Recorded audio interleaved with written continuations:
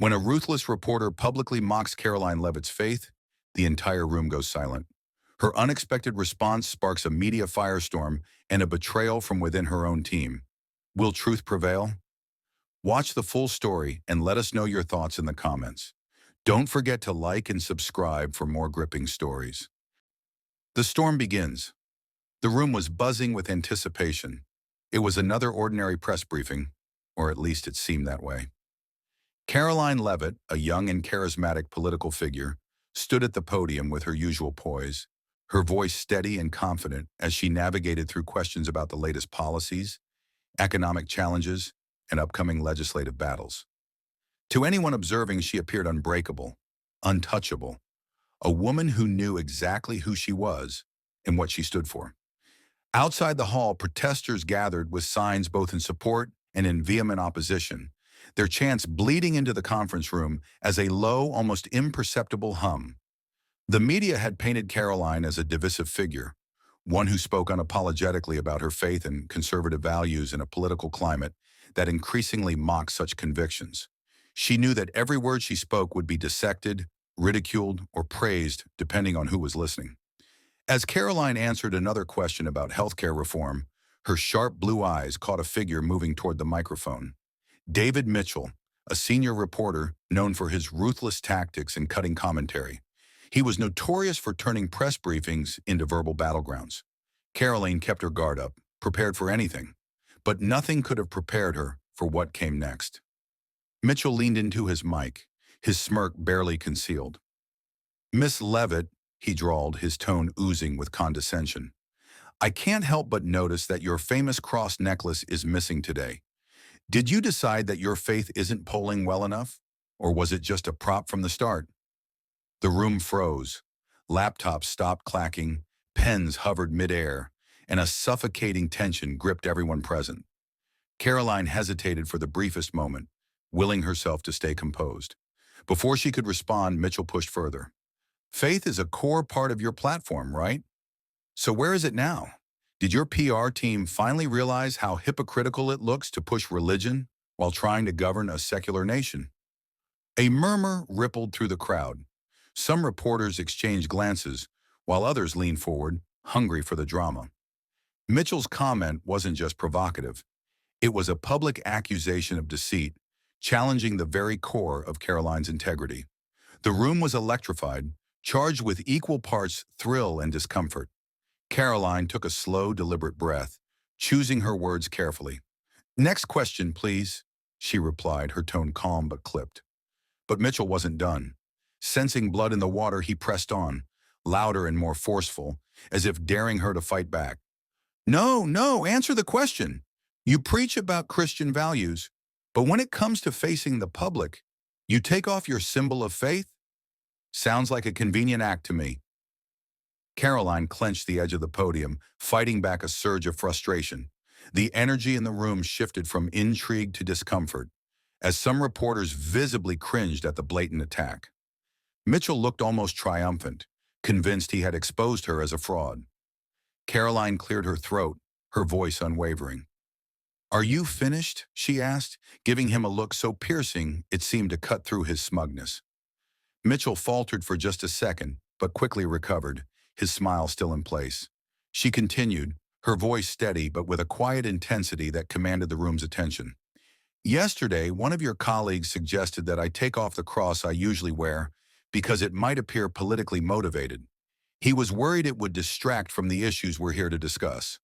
I took it off, not because my faith has wavered or changed, but because I wanted to prove that my beliefs are not a necklace. They are not a piece of jewelry. They are the way I choose to live my life." The room, which had been thick with tension, began to shift as her words sank in. Reporters glanced at each other, some nodding subtly, realizing the depth of her statement. Even Mitchell looked taken aback, clearly not expecting such a poised and powerful answer. But just as Karoline was about to move on, another reporter stood up, almost apologetically. "Miss Levitt," she started cautiously, "do you think there's a problem with wearing symbols of faith in public office? Are you saying faith should be kept private?" It was a legitimate question, but Karoline could sense the underlying tension. It wasn't just about her. It was about a deeper national debate. Where does faith belong in politics? And just as Karoline opened her mouth to answer, the doors at the back of the room burst open. A young man, clearly distraught, barged in, yelling, "Hypocrite! You're nothing but a liar." Security swarmed him, trying to contain the chaos. Before they could drag him out, he shouted, "You're selling out your faith for votes. You don't represent real Christians?" His voice echoed in the stunned silence, and Karoline could see the pain and betrayal in his eyes. With a gentle motion, she signaled for security to wait, and they hesitated, unsure whether to intervene. Karoline nodded at the young man, allowing him to speak. "Go ahead," she said softly, her tone not challenging, but compassionate. "Say what you need to say." He took a shaky breath, clearly emotional. "My mom looked up to you. She thought you stood for faith and truth, but now she thinks you're just like the rest of them, fake and afraid to stand by what you believe." His words hit harder than any reporter's question could. They were raw, unfiltered, and born from a place of genuine pain. Caroline's heart clenched, but she didn't back down. She looked the young man straight in the eyes. "I'm sorry your mom feels that way," she said gently, "but I promise you this, my faith isn't something I hide or manipulate to gain favor. I chose not to wear the cross today because I wanted to demonstrate that faith is not just an accessory, it's a way of living, one that demands honesty, compassion, and courage." The young man faltered, unsure how to respond. Security gently guided him out as he mumbled apologies, visibly moved. The room remained silent, but the atmosphere was different, more respectful, even reverent. Karoline took a deep breath, gathering herself before addressing the rest of the room.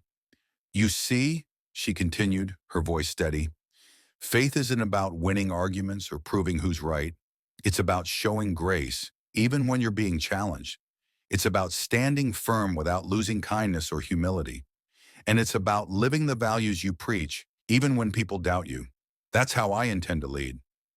This time, the silence that followed wasn't tense. It was thoughtful.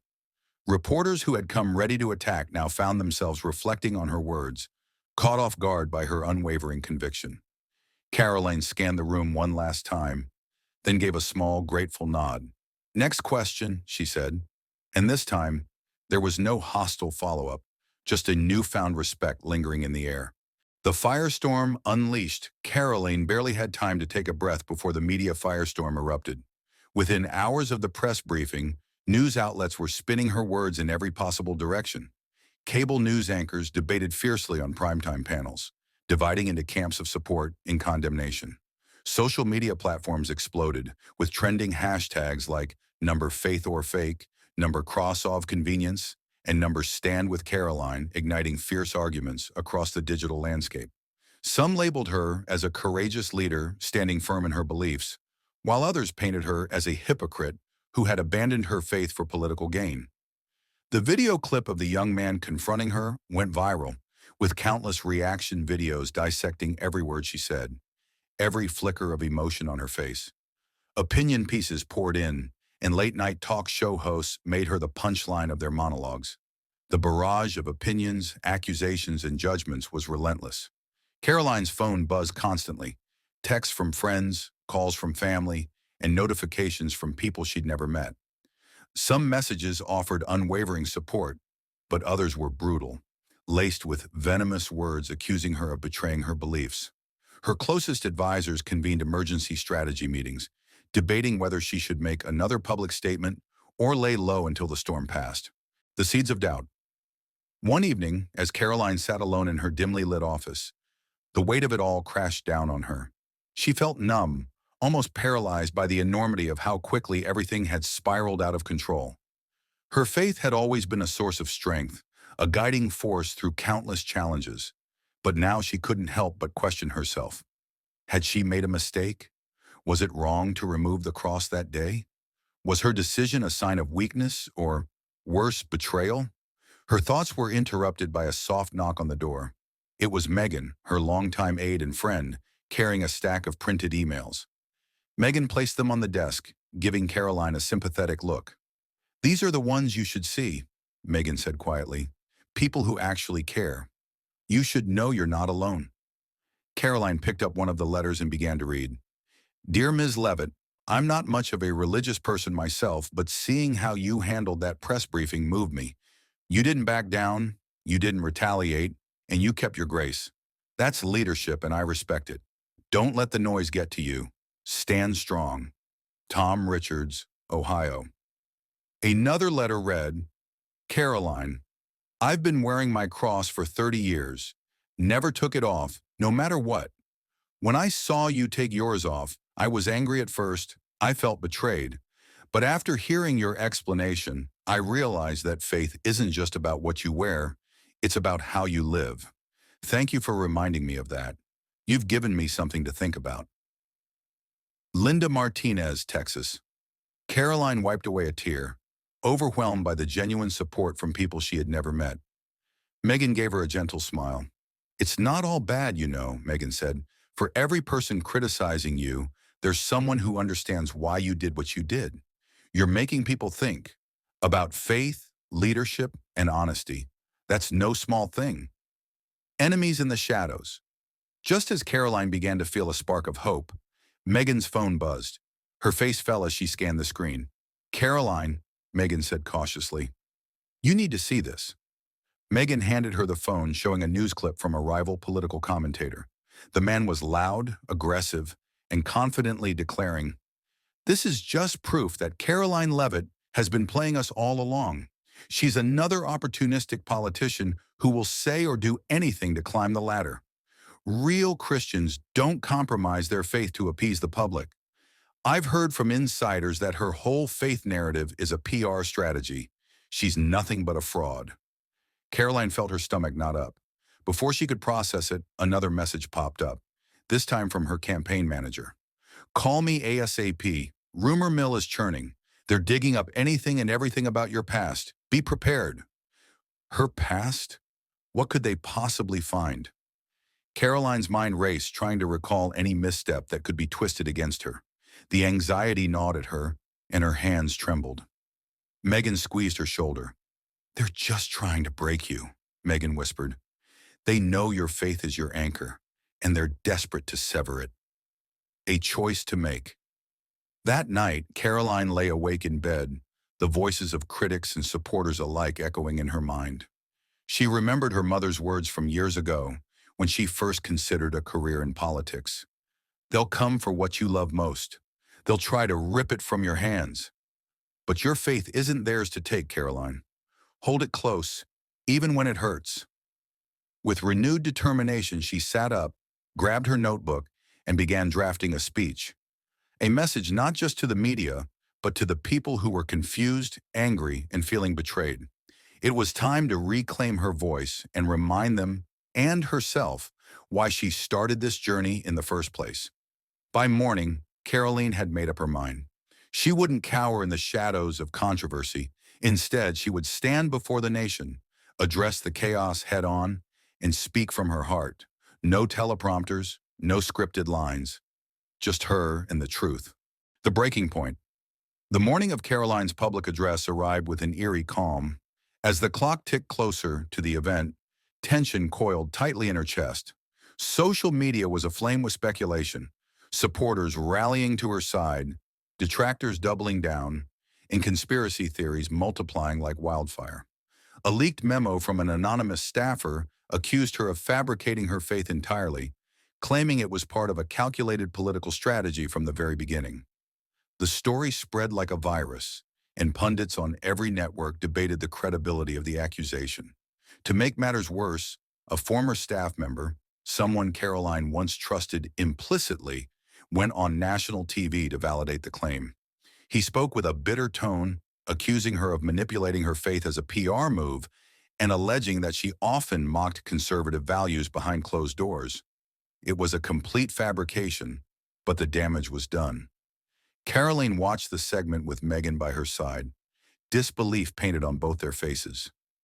Megan looked at Karoline, her eyes wide with shock.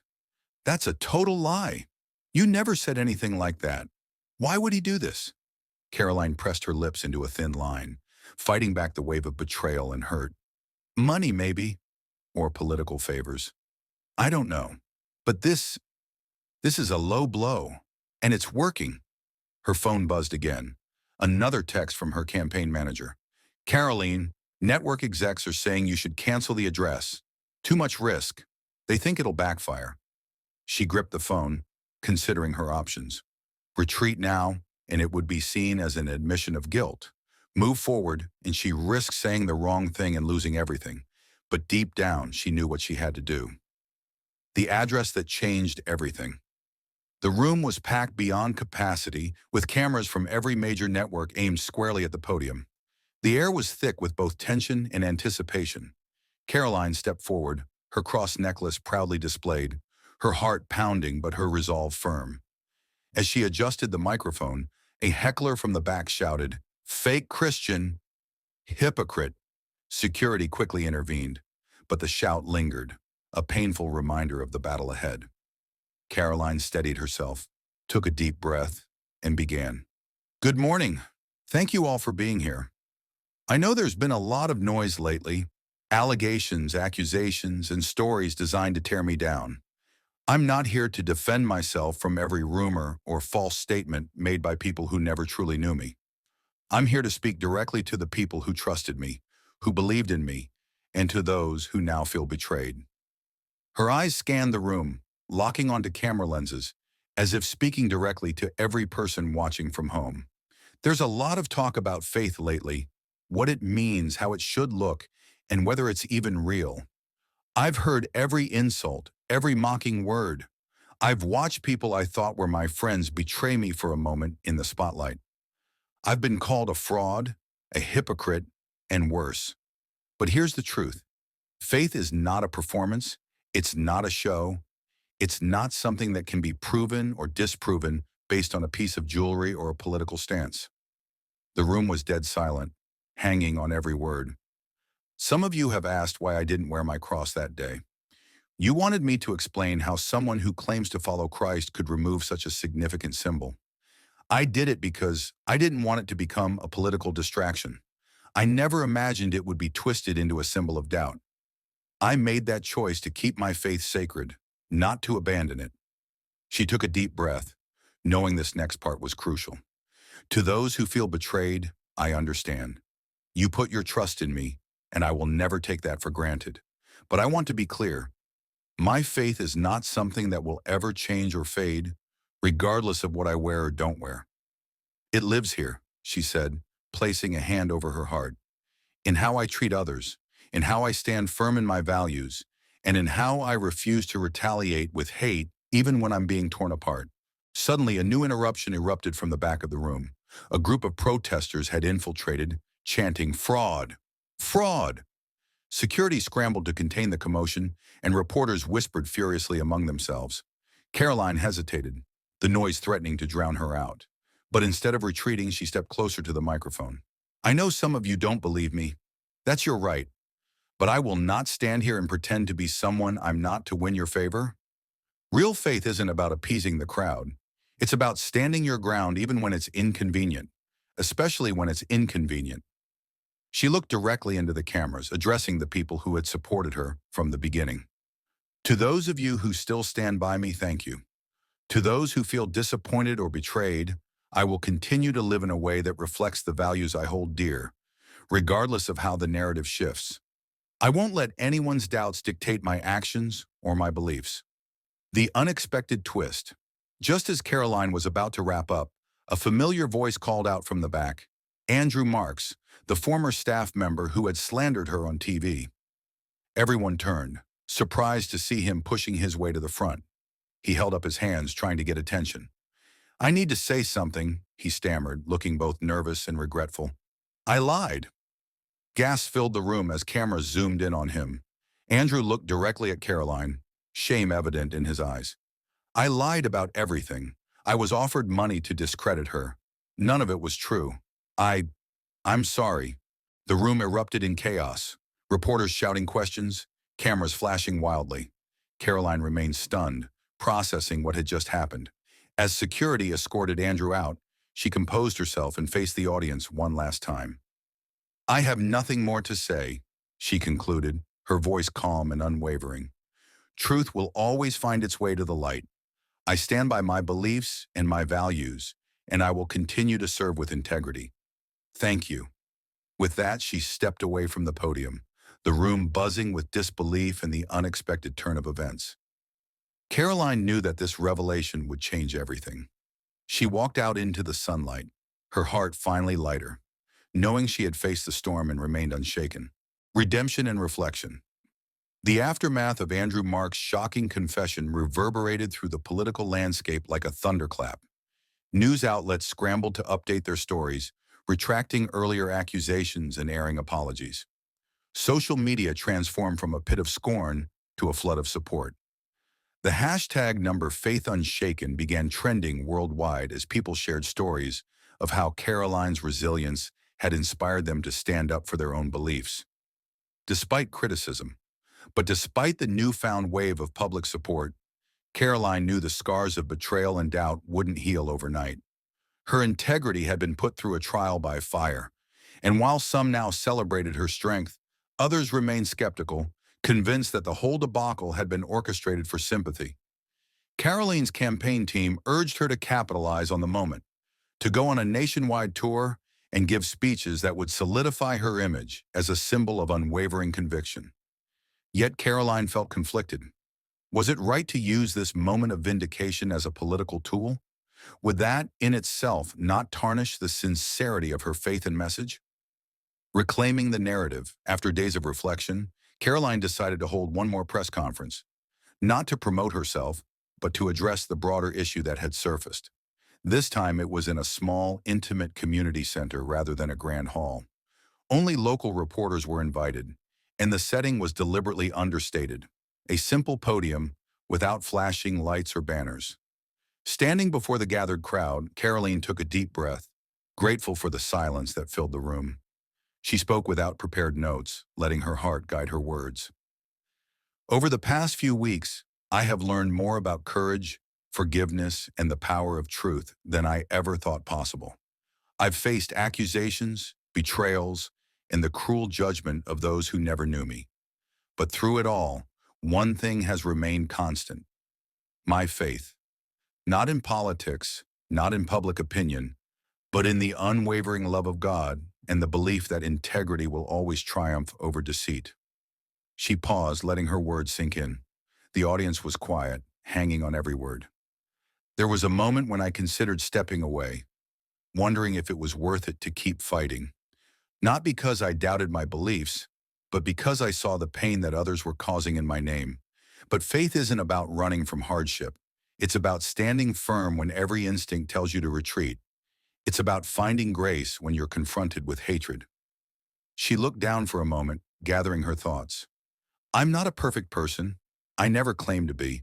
I have flaws, I make mistakes, and I struggle just like anyone else. But I will never compromise on the values that define me.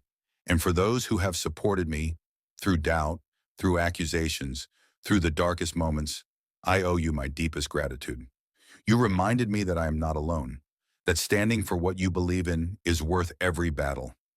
Her voice softened, and she smiled warmly at the audience. To those who still doubt me, I understand your hesitancy. It's hard to trust when deception is so prevalent. But know this, I will continue to serve honestly and openly. I will stand up not just for my beliefs, but for the right of every person to hold their own convictions without fear of mockery or judgment. Let this be a lesson that truth does not always emerge swiftly, but it will always prevail. The ripple effect. The impact of Karoline's heartfelt address was profound. The simplicity of her words and the humility in her demeanor spoke to people on a deeply personal level. Media outlets shifted from sensationalism to genuine analysis, acknowledging the importance of faith and integrity in leadership. Communities began organizing discussions about the intersection of personal beliefs and public responsibility, inspired by her willingness to confront difficult truths.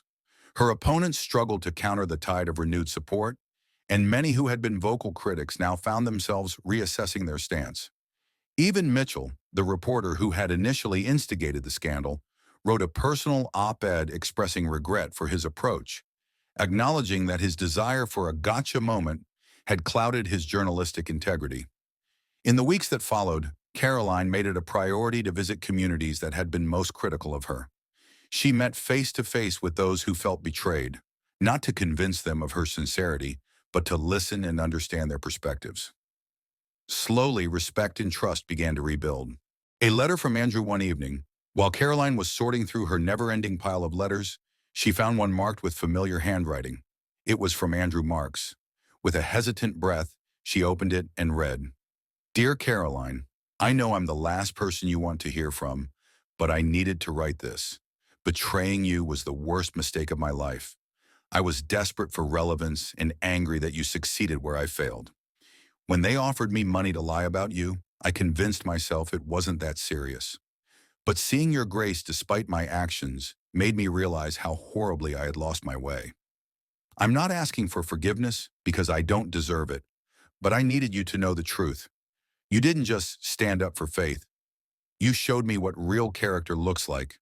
I'm leaving politics. I'm going back home to face my family and find a way to make amends with the people I've hurt. You didn't just expose the lies. I think you might have saved me from becoming someone I never wanted to be. Thank you for being stronger than I was. I'm sorry. Sincerely, Andrew." Karoline sat back, wiping away a tear, feeling a strange mix of sadness and relief. She knew that forgiveness wouldn't come easily, but his words reminded her that redemption wasn't just for the innocent, it was for the broken too. The final reflection. As months passed, Karoline continued her work with a renewed sense of purpose. Her story became not just a tale of survival, but a testament to resilience, truth, and the unyielding power of faith. People from all walks of life took inspiration from her journey, finding the courage to stand by their own convictions even when challenged. One evening, as she prepared for another community meeting, Megan approached her with a small box. Inside was a handcrafted cross pendant, simple but beautiful. "From a local craftsman," Megan explained. "He said it reminded him of your journey, strong, unadorned, but enduring." Karoline smiled and slipped it around her neck, feeling the familiar weight settle against her heart. It wasn't just a symbol of faith anymore. It was a reminder that, no matter the storm, truth and grace would always find a way through. The public slowly embraced Karoline's sincerity, and she continued to rise as a leader known not just for her policies, but for her unwavering integrity. And through it all, she remained grounded, knowing that real faith wasn't about pleasing everyone. It was about living with honesty, compassion, and an unbreakable spirit.